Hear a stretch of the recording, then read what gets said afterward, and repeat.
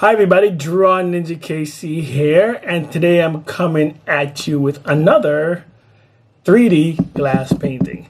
Now the first one was a 3D anime glass painting, but this one I'm gonna call a 3D Endgame glass painting. Why? Because it is of one of the scenes in Endgame. Actually, the very scene where Tony snaps his finger, or right before Tony snaps his finger. So that's going to be a lot of fun.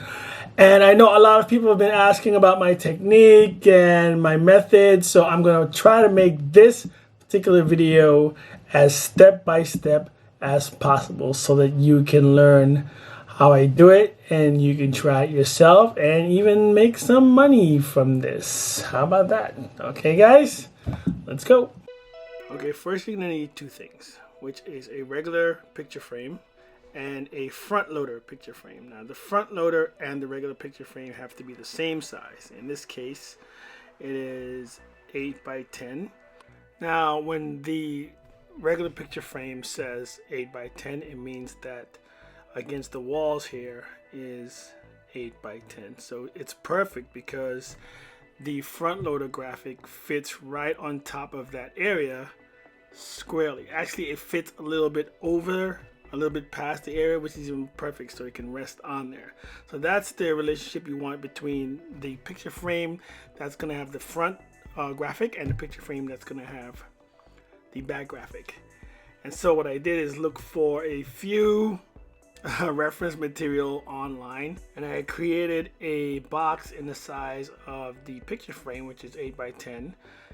And at this point I started to kind of formulate where I'd put what in terms of the 3D effect. The face would be in the back and the hands would be in the front. And so I had to basically recreate the face. Not only recreate the face, but I had to recreate it in a line format, so it doesn't have all those different gradients and transitions that you cannot do on a glass art. So I recreated the face and recreated the arm to look like line work. Those would be, done like kind of like an anime glass art. Then I would scan it back into Photoshop and match up the sizes of the hand and the face to each other. And then after that, I went in by using the reference of the actual photograph and started to create layers of effects. Like my first layer had the blood, and second layer had the skin tone. The in-between layers had the deep shadows, mid-tone shadows, and I think the fifth layer had skin tone. So every layer had its own color scheme. This way I would know how many different browns to use for the shadows and also for his hair. After finishing the rendering of this graphic, my next thing was to finish the rendering of the arm.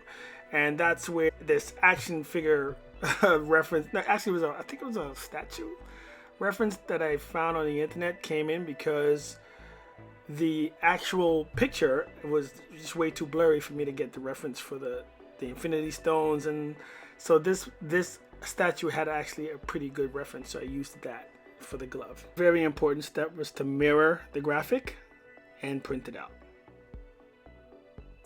Very important to flip the graphic. Don't forget that, so that when it does actually come out, it comes out the right way.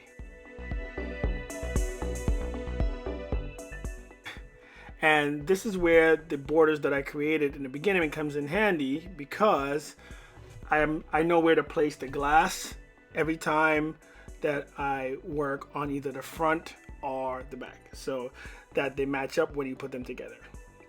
And that was the point where I had to start going in with the line work for the glass. And I'm using here an oil-based Sharpie, which works really well on glass.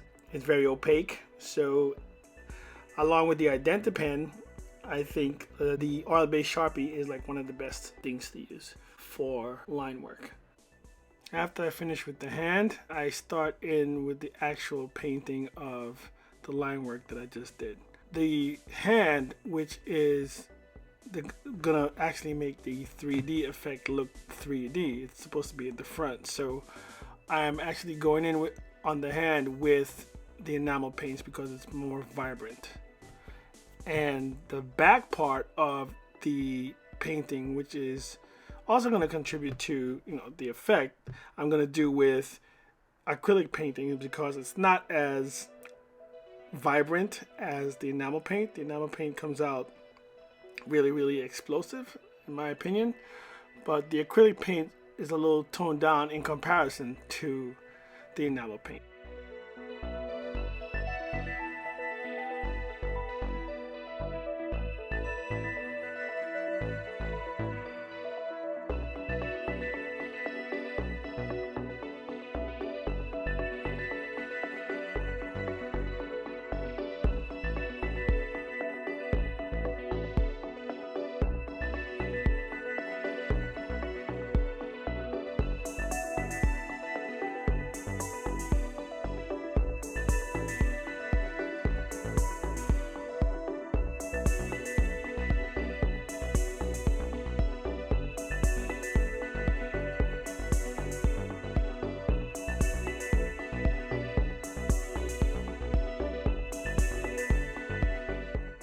Although it's not completely finished, I'm going to give you guys a sneak peek of what Tony's face looks like, and there you have it.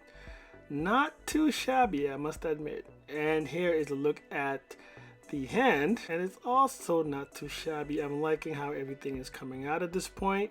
Next I do the background for Tony, which I toned down because I don't want it to compete with his face. After I do the background, I use Mod Podge to seal it so that it can stay nice and secure. And of course, I now bring in my handy glue gun to now seal the deal. No pun intended.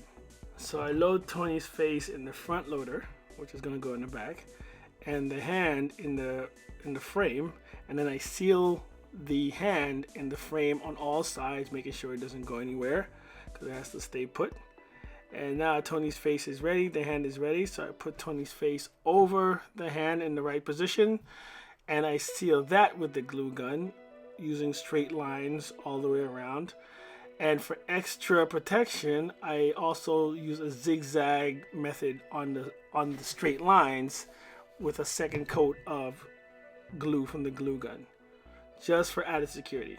And as a final touch, I put the back that came with the front frame onto this painting. This way you're able to place the painting securely on a flat surface because the back of that front frame has a stand. And I secure the back to that with the glue gun, and from there I'm pretty much good to go. Thank you very much for watching this video. I hope you learned a lot. If you are new to my channel, please do not forget to subscribe and also to like this video so that I may be able to bring you more of these awesome glass paintings along with some cool, awesome artwork. Thank you.